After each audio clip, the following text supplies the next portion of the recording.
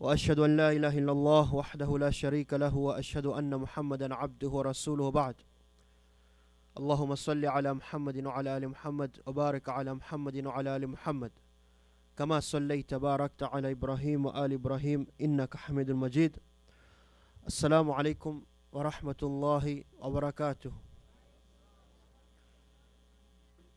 We continue today with the second part of the lecture, Man hum Shi'atu Ithna Ashariya, who are the Shia Ithna Ashariya, an academic exposition where we are going through the books of the Shia and seeing exactly what they themselves they believe and what they teach.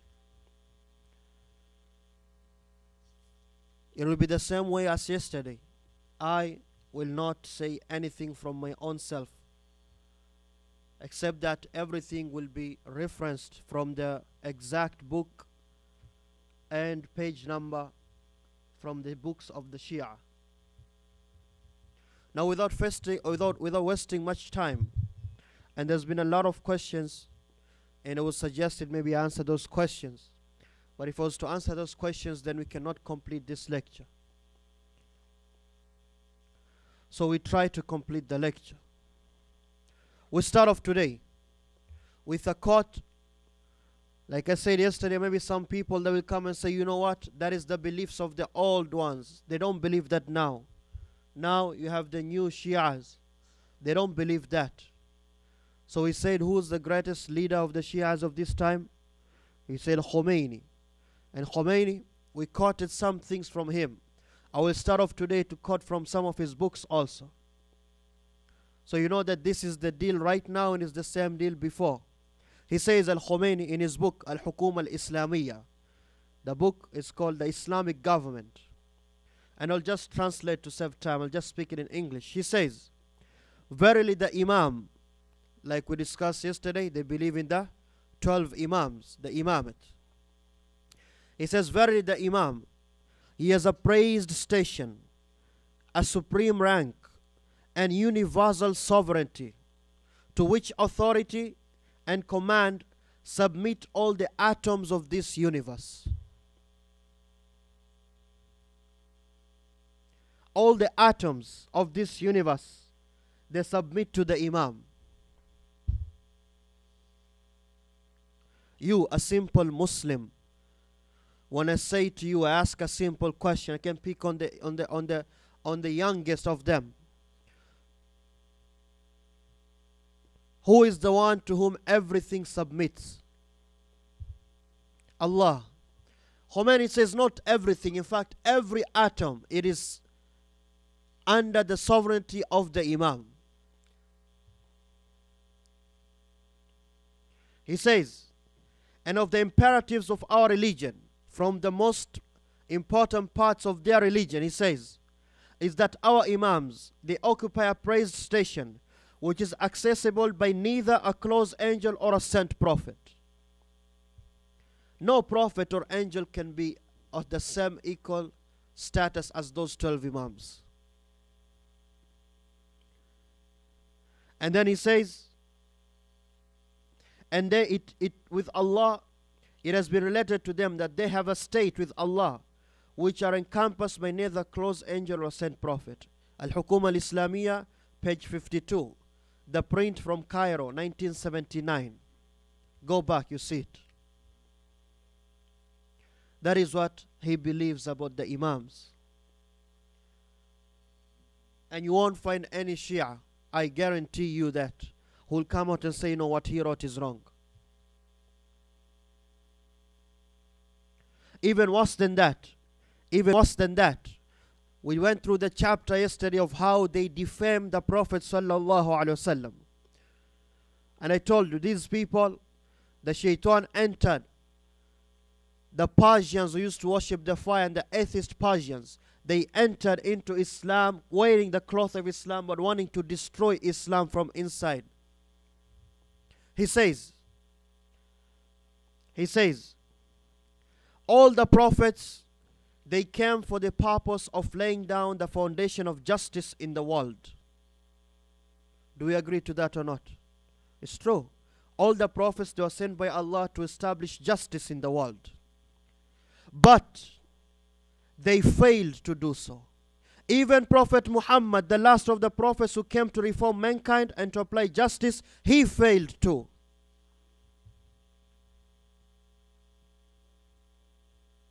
These are the words of Khomeini, not mine. Pure kufr. Pure kufr.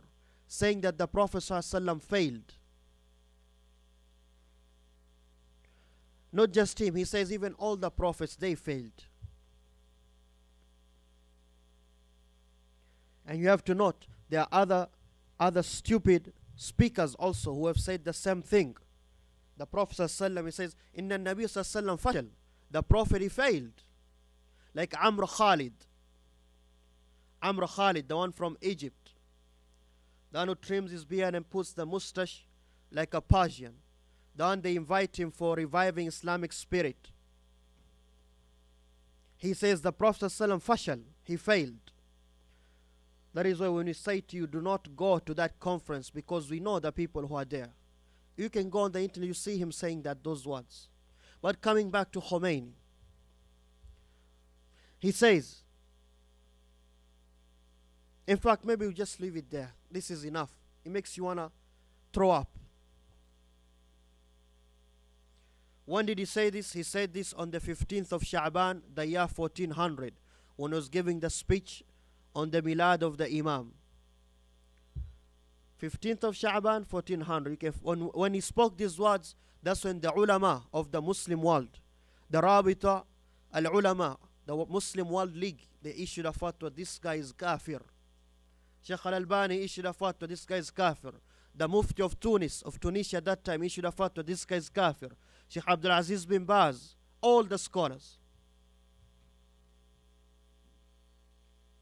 Now let me get back to my book. The chapter, you see the extremism they have towards the graves. The graves. Like we said yesterday, Sufism and Shi'ism, those are sisters. Not twins, but they are sisters. Sufis and Shi'is. The Shia, they over-glorify the personalities just like the Sufis. The Shia, they love to worship in the graves of those personalities just like the Sufis. Now listen to what they say. He says, إن زيارة قبر الحسين بن علي رضوان الله عليهم أفضل من حج بيت الله الحرام بل إن زوار الحسين أطهار وأهل الموقف يعني عرفة فيهم أبناء الزنا. He says, visiting the grave of Hussein in Karbala, it is better than doing Hajj of Baytullah al-Haram in Mecca. In fact, those who go to the grave of Hussein, they are athar, pure people. And some of those who go to Arafah for Hajj, some of them are children of zina. This is Kitab Bihar al-Anwar of al-Majlisi, volume 98, page 85. Listen, it's coming still. More than that, it'll make you laugh, but it's very sad to find that people can be dumbed down so much to believe these fairy tales. He says, إن زيارة قبر الحسين بن علي تعدل 2000 حج و2000 عمرة و2000 غزوة وثواب كل حج وعمرة وغزوة كثواب من حج ويعتمر وغزا مع رسول الله صلى الله عليه وسلم ومع الأئمة الراشدين. He says, visiting the grave of Hussein, it is like doing 1,000,000 Hajj and 1,000,000 Umrah and 1,000,000 fights for jihad in the sake of Allah. And all of that Hajj and that Umrah and that fighting is like you are with the Prophet ﷺ and the Imams. Nurul Ayn fil Mashi la Ziyarat Qabr al-Hussein of Muhammad Istihbani, page 265.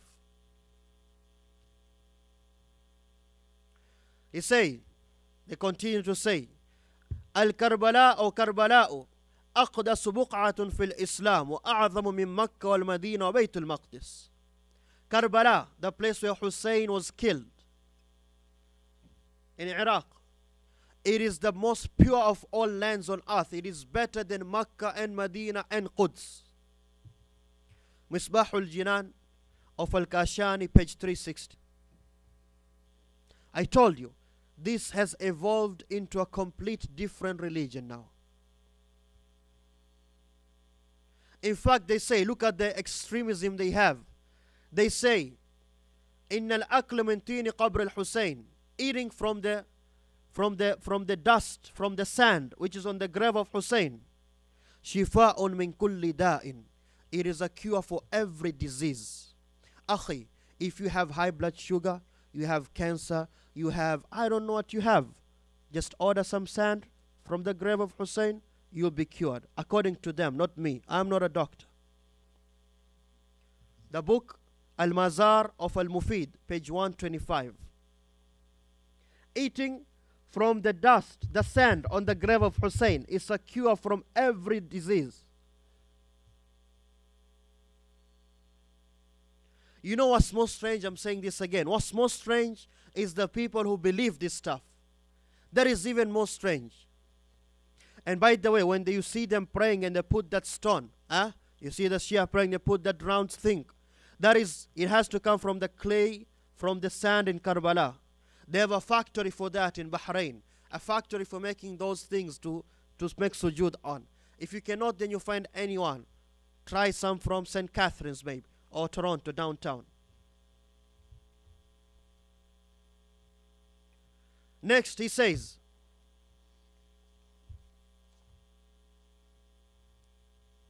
and we mentioned this before. How they say Allah and His messengers and the prophets, they visit Hussein in his grave. We mentioned this yesterday.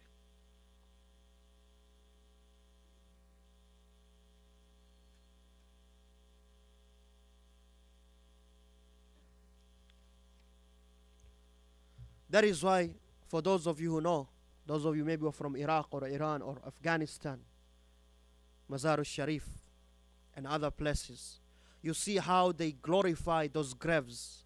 Those graves and those masjids, they're called mashhads, which are made of gold. Gold. Practically gold. People go and make sujood on the graves, which is pure kufr. Now moving on. Let's talk about what they say about the Sahaba. We mentioned yesterday how they say Aisha was kafira and Hafsa. They say all the Sahaba, they became kuffar. They left Islam. They left Islam after the Prophet ﷺ died, except 3 of them. Another narration, they did better. They say at least only 7, except they stayed on Islam. Meaning from 140,000 of the Sahaba, the Mujahid who fought for this deen that me and you today, by the idhn of Allah, we are Muslims. Those people, they are all kuffar. Now you sit and imagine, then why did they go and fight for Islam? Why did they fight for Islam? Why did they preserve the Sunnah? But they tell you, no, they didn't preserve it. In fact, they changed the Quran. What does it mean when you say the Sahaba are all kuffar? What does it mean? You know what it means? It means me and you, we have no religion. Because our religion has been transmitted to us by who? The Sahaba. But if they were themselves, they were hypocrites, kuffar, how can you take our religion from kuffar, right or wrong? So it means what? There's no religion for you. That is what they're getting to. That is what they're getting to. That is why, like I told you, they don't want Bukhari or Muslim Abu Dawud. They don't believe in that because those are kafirs, all of them. They have their own books. They say, وَمِنْ عَقِيدَتِنَا, from our aqidah, they say, التَّبَرُّ is to distance yourself. From who? They say, أَنَّنَا نَتَبَرَّأْ مِنَ الْأَصْنَامُ الْأَرْبَعَةِ, we distance ourselves from the 4 idols. Abu Bakr, wa Umar, wa Uthman, wa Muawiyah. They call them idols. Wa Nisa'ul Arba, and 4 women. Aisha, wa Hafsa, wa Hind, wa Ummul Hakam. ومن جميع أتباعهم وأشياعهم وأنهم شر خلق الله على وجه الأرض. And we distance ourselves from all those who follow those people, me and you. And that they are the worst of all Allah's creatures.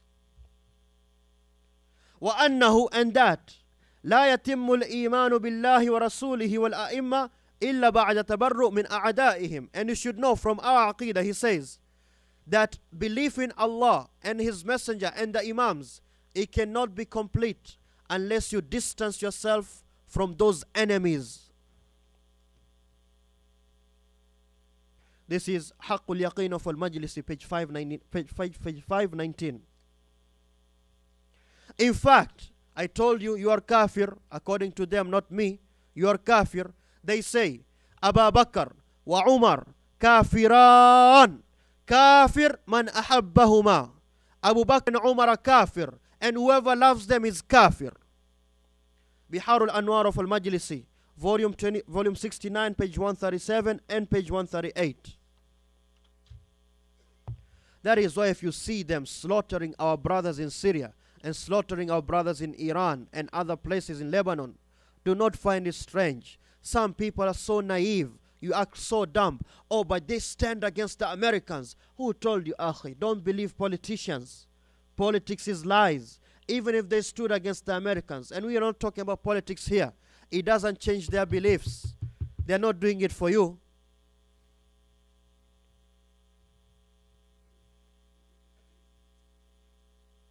Let me go on, because they'll tell me to stop right away. I don't have time. Next, they say Abu Bakr and Umar, when they used to pray with the Prophet ﷺ, they used to have an idol on their neck, and they actually used to make sujood on the idol, not to Allah. Anwar al-Nu'mani of Al-Jazairi, page 53.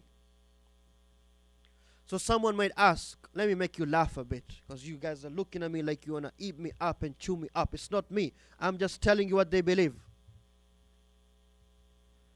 So someone might ask, so why did the Prophet ﷺ take Abu Bakr as his closest friend?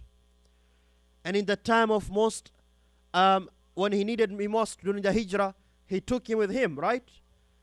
The Prophet ﷺ took Abu Bakr and they did the Hijrah together. Listen to the explanation. They say, the Prophet ﷺ only took Abu Bakr with him and they went into the cave because he feared Abu Bakr will tell the Quraysh where the Prophet is. Tafsir of Al-Burhan of Al-Hashim Al-Bahrani, volume 2, page 127. Like I told you, our scholars of Ahlul Sunnah have said these are the worst liars. And they say, look at the way they pass the limits. They say Umar, he used to have a sickness, and that sickness will only be cured by the semen of a man. Anwar al-Nu'mani of Al-Jazairi, volume 1, page 63, and Surat al-Mustaqim of Al-Nabati, volume 3, page 28. And they say, Uthman, or before that, I don't have to mention some of these things, I know, but I will mention it. They say when their Mahdi comes out, the Mahdi they're waiting for, the 12th Imam is the Mahdi. They believe he went into a cave in Samarra in Iraq and is going to come out at the end of times. He went into that cave in the 3rd century. Today we're in the 15th century almost. Around 1,200 years almost, he's in that cave hiding, the Mahdi. We believe in the Mahdi also, but not the Mahdi who's hiding in the cave, no. We believe the Mahdi will be born in those later times. He'll be born like a normal human being. And he won't know he's the Mahdi until Allah makes the people choose him. You'll be our leader. Okay? But they believe he has been born and is hiding in a cave. Let me tell you what their Mahdi is about. They say when our Mahdi comes out, Yuhyi Abu Bakr wa Umar, he will resurrect Abu Bakr and Umar and take them from the graves. وَيُصْلَبُهُمَا, and he'll put them on the cross. وَيُحْرِقُهُمَا, and he'll burn them alive. ثُمَّ يُحْيِي الْمُؤْمِنِينَ عَائِشَةَ, Then he's going to take out Aisha from the grave. وَيُقِيمُ عَلَيْهَا الْحَدِّ. And he's going to apply on her the had because she's a zania, she's a fornicator. وَلِيَذَنْ بِاللَّهِ. That is what the Mahdi is going to do. Kitab al-Ruj'a of Al-Ahsa'i, page 116 and 161. And I'm not encouraging you, but if you have seen, you have come across that world of YouTube. YouTube is a whole different world. I saw one time, very funny. They go to this cave, and they've built like a well thing. It has a wire mesh. Nobody can go. And they write pieces of things of paper. They write what they want, and they fold it and they put it for the Mahdi. This is a video clip I saw. So while they were showing this, there was two young boys. They came with a flashlight, and they were flashing the light down the cave, looking for the Mahdi. Where is that?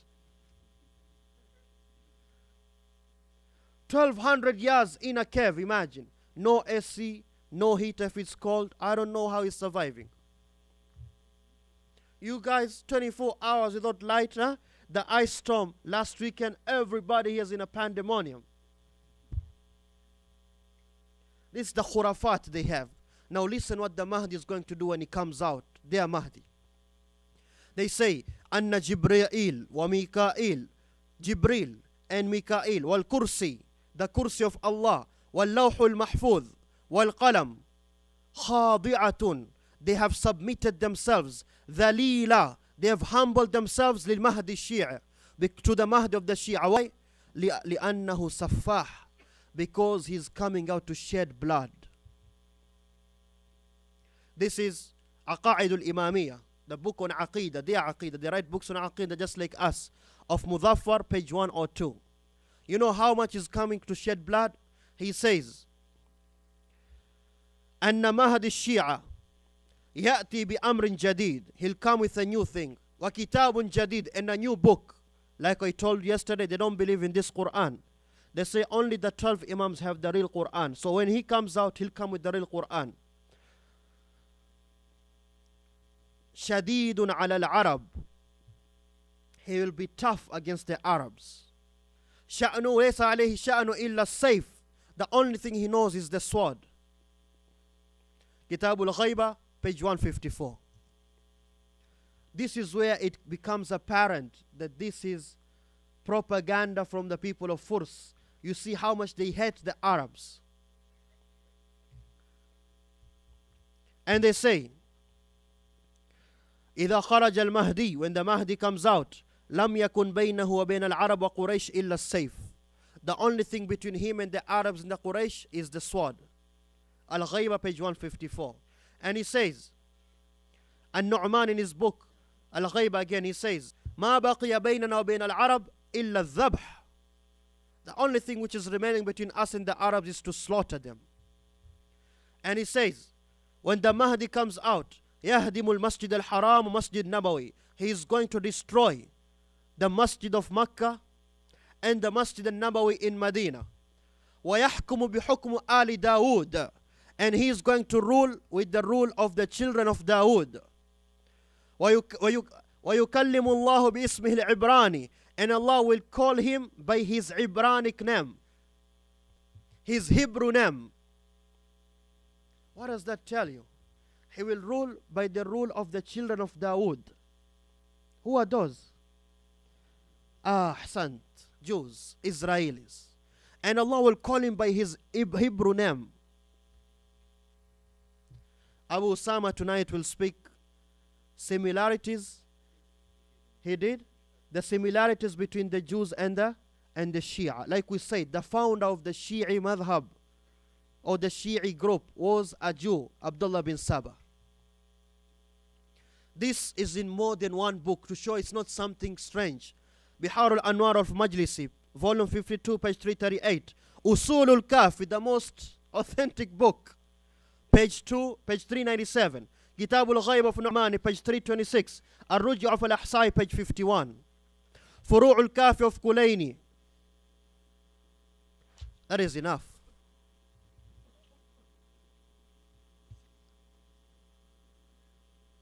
You know, when you see Hassan, it means one thing, huh? What does it mean? It means thumbs up.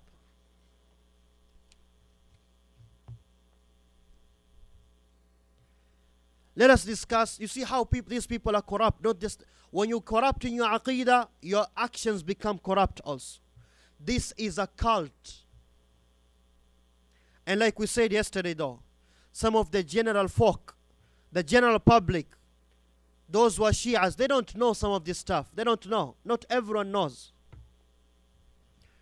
Not everyone knows. Now someone might ask, okay Sheikh, you are saying all of this. I have a Shia friend. How come I have not heard him saying this? Right or wrong? You are going to ask me that. How come my Shia friend doesn't say this? In fact, he says no, he doesn't believe in that. Let me answer your question. Let me quench your thirst. The Shia, they have something called tuqya or taqiyya. Taqiyya. You know what taqiyya is? Let them define them themselves. That is the good part about this lecture. We are only quoting from their books. At-taqiyya, listen. And how important is taqiyya? It says at-taqiyya وهي أن يظهر أحدهم خلاف ما يبطن. Is for a Shia individual to make apparent or to hide what he believes. Is for him to hide what he believes. To say the opposite of what he believes. أن تقول أو تفعل غير ما تعتقد is for you to say or to do the things which you don't believe in. لتدفع الضرر, so that you can protect yourself. أو لتحفظ كرامتك, also that you can preserve your honor. This is how a Shia في الميزان, Muhammad Jawad, page 48. This is how he defined it. To say and to act in the way which you don't believe, just to protect yourself or your honor. That is why they won't come. You think they'll come to you and say to you, I hate Abu Bakr and Umar? No, they say, you know what, I love them. And his heart, he's cursing them. If they love them, find me one Shia, his name is Abu Bakr. One. I will give you $1,000, akhi. I am saying it in front of the camera here. I'll give you $1,000. Find me a Shia who's Abu Bakr. Or even better, Umar. Find me a Shia who's Umar.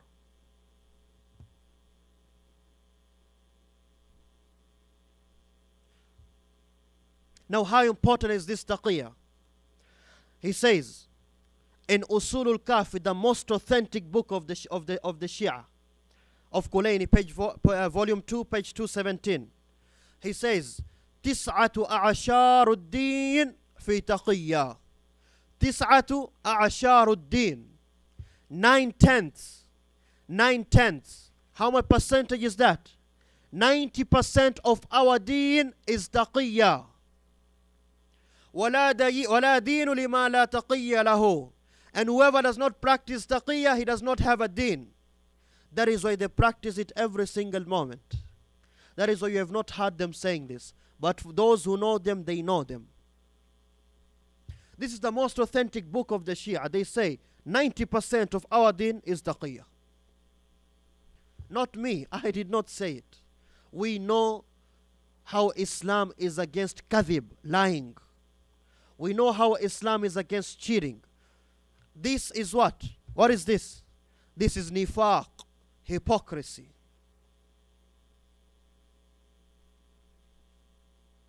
And he says, again, Usulul Kafi, the most authentic book, volume 2, page 222. إنكم على دين من كتمه أعزه ومن أذاعه أذله الله. Look how they corrupt their followers. He says to them, you are upon a religion. Which religion is this? How do you define it? The one who hides it, then it will honor him. And the one who reveals his religion, what he believes, then Allah will put him down. Lakin alhamdulillah, Allah brought to you someone like me. And there's more, in fact. I need a whole month to speak about the Shia.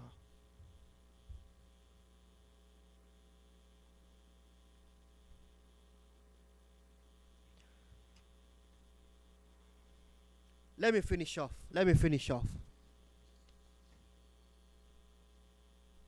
even though there's a lot to talk about. But let me mention some of the khurafat, because I promised you this. Some of the khurafat, those fantasy beliefs, corrupt beliefs which nobody can take except the Shia and the Sufis. You know, like we mentioned, the Sheikh who the Kaaba comes to him. There's the other Sheikh, famous story in our country, this Sufi Sheikh.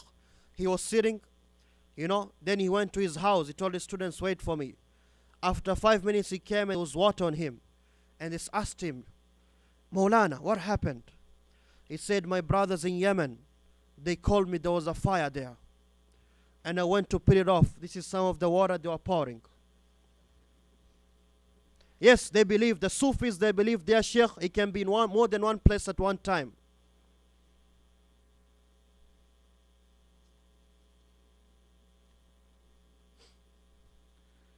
Listen to some of the khurafat of the Shia. And you have to bear with me today.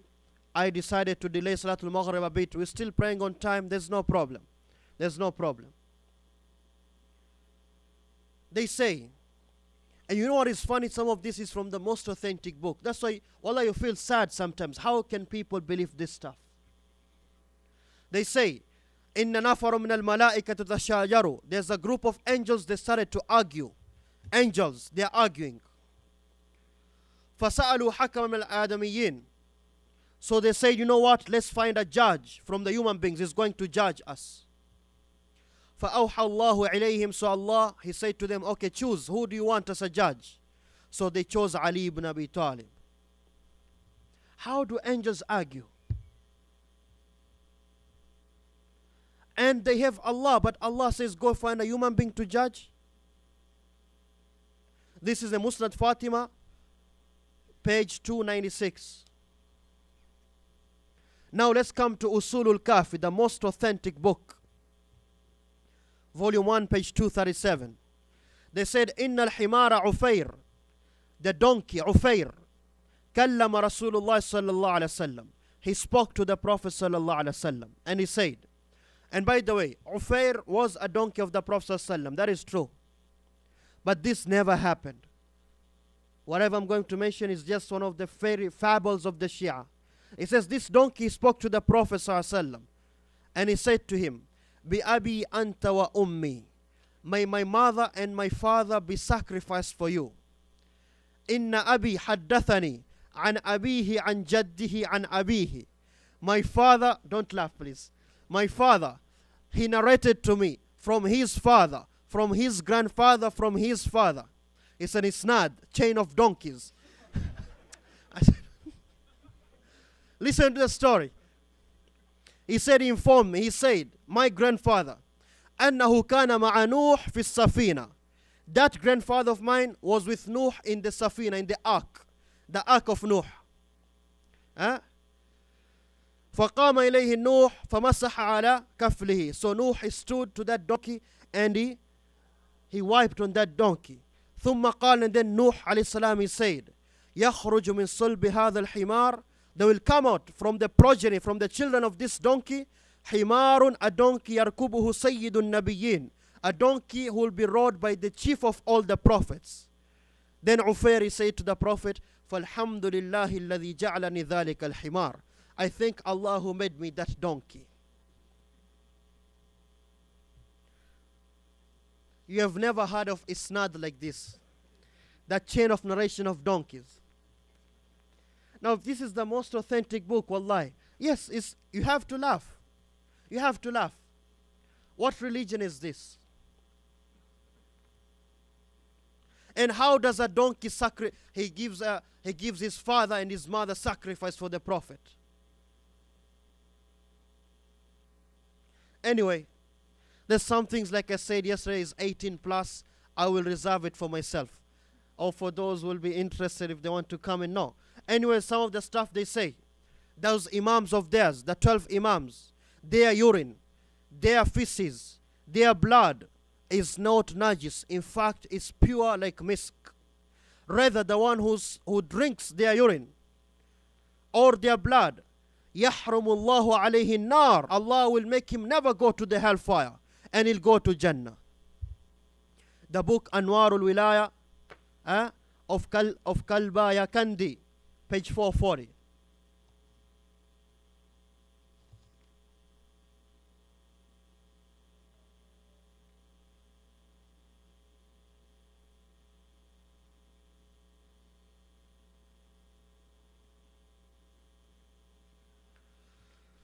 Some of the stuff I cannot say. I am serious, I cannot say. I'm finishing off. I'm finishing off. Khomeini, the leader of this time. Look how these people are so evil and corrupt. If only you guys knew what is really happening in Iran. Some of you won't have these good sentiments you have for them. If only you knew. I didn't touch about mut'ah. I didn't touch because we don't have time. You guys stay updated on the website, Abu Huraira website. Maybe soon, one of these weekends, we're going to do this again, in detail. He says, Khomeini, it is not allowed for someone to be homosexual. Of course, all of us agree to that. But it is allowed for you, for a man, to go and get yourself to do surgery to change your sex completely. That is okay. That is halal. That is what Khomeini has gave his fatwa about. You don't believe me? You go to CBC, Canadian Broadcasting Corporation. They had a documentary on this. Imagine. He says to change your sex, that's okay. They have lineups in Iran. Lineups. People doing that. If I'm not wrong, the government, their government subsidizes it. Islamic government. What Islamic government? What Islamic government? You don't believe me? Go. Research yourself. Take my word.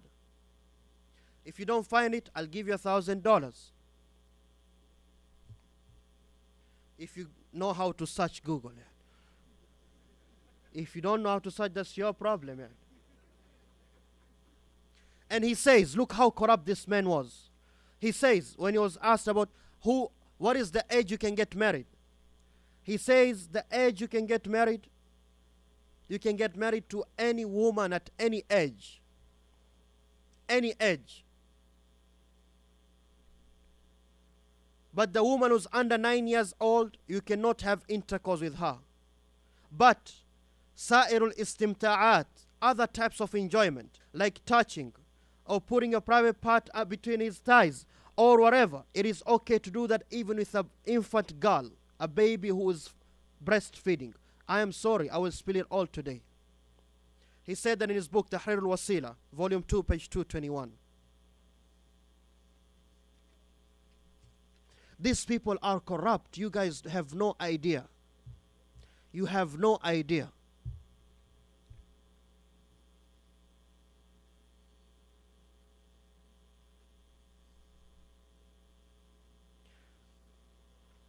Let me just go. Let's pray Maghrib. Let's pray Maghrib. You have questions on the Shia, you write them down. We'll answer them later on. Whatever I said, it is all quoted. One very important thing before we finish. One very important thing.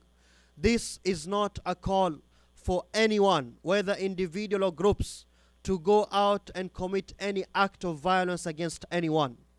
We are just learning what is the truth and what is not. سبحانك اللهم بحمدك اشهد ان لا اله الا انت استغفرك واتوب اليك